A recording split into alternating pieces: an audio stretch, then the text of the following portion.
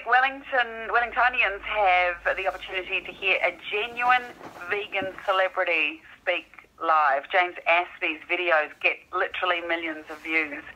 And he's done some extraordinary things in the name of veganism and animal rights. He's in Wellington at the invitation of a grassroots group called Speak Up for Animals New Zealand.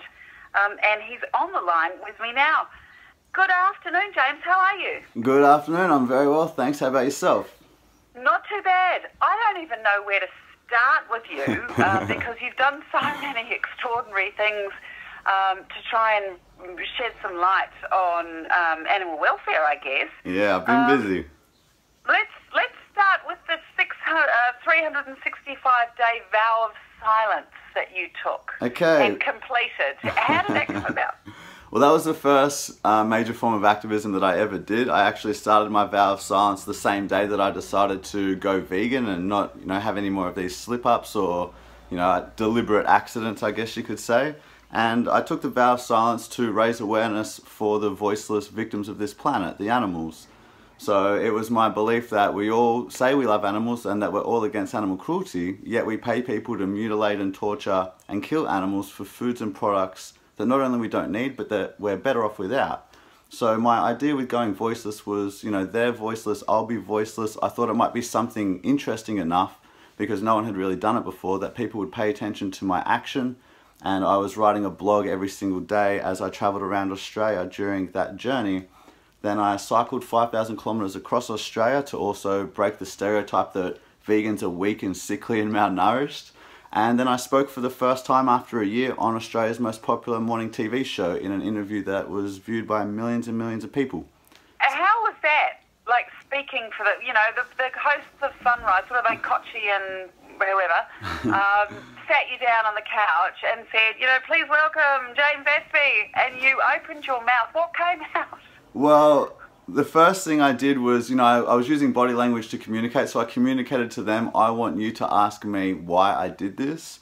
And then I just explained exactly why I did it, that we are a nation that is trying to, or a civilization in general, all of humanity, we're trying to become more civilized and be more respectful and cause less harm and less destruction.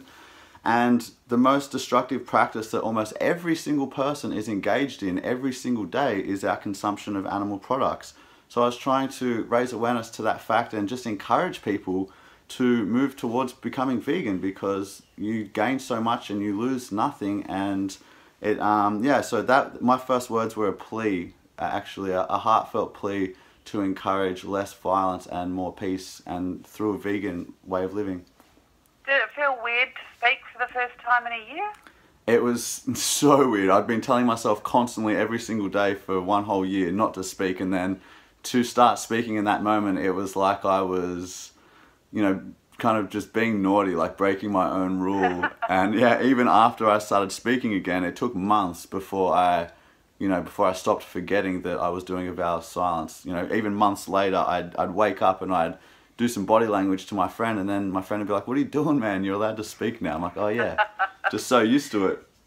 James, that concept of we eat animal protein, we use their hide to make stuff for us to wear. Yep. We use them in all sorts of different ways, but we don't need to. Is that at the centre of veganism? The centre of veganism is actually anti-speciesism. See, right now, the reason why we do these things to animals is because we don't value their life. We value them so little, in fact, that we are happy to kill them just because we enjoy the taste of their body for 5 minutes. Their life literally has less value than us enjoying a 5-minute flavour.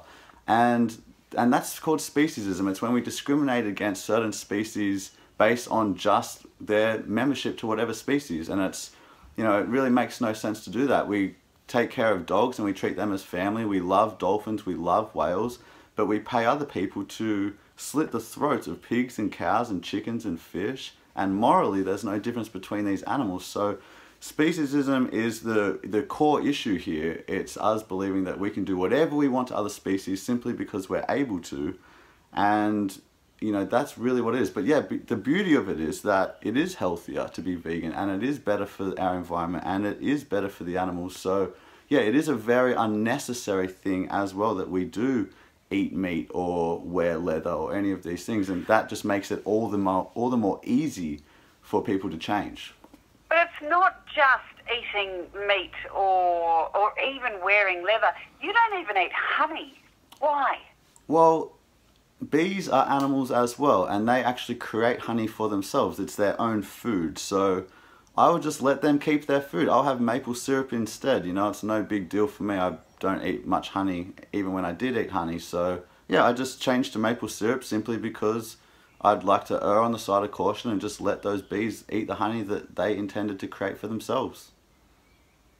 Huh, I never knew that. Yeah, I mean, there's a lot of other cruelties in honey. Like sometimes they cut the wings off the bees, off the queen bees, so that they don't fly into a new nest. And also they're such small animals that it's very easy to injure or kill them when we're working with them so closely. So yeah, I just err on the side of caution. I have maple syrup, I have rice syrup, agave nectar, all very similar to honey, but without any of the potential cruelty and stealing from them.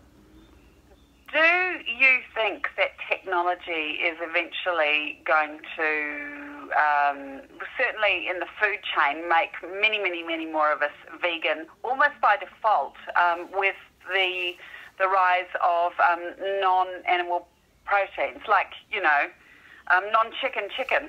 You can already buy that in the supermarket. Yeah, you can already get it. Well, that's the thing. It's making it so easy now. Like, you know, before, I don't think it's a very good excuse, but someone could have used the excuse, oh no, I just love ice cream too much. And it's like, well, that's okay. We've got delicious vegan ice cream. Or someone could say, yeah, but I just love the taste of meat. And now we can say, well, we've got you covered. We got vegan chicken, we got vegan meat, vegan mince, we got vegan fish, we got vegan sausages, you name it, and they're delicious.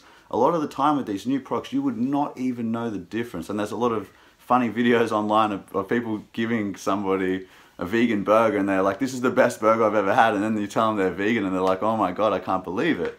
So yeah, I think the technology and the ease of access to these alternative foods is making things so much easier. But the beauty is that you can actually make incredible vegan dishes without any type of imitation meat made from plants. And you know, I never ever thought that I'd be able to enjoy a meal without some piece of meat on there somewhere. But these days, I literally enjoy food more now than ever before. And I've spoke to thousands of vegans, and we all have the same kind of feeling towards that. We all enjoy more food, because instead of, you know, what it seems like is that we're limiting ourselves, but you actually open yourself up to this whole other world of foods that you never really explored before.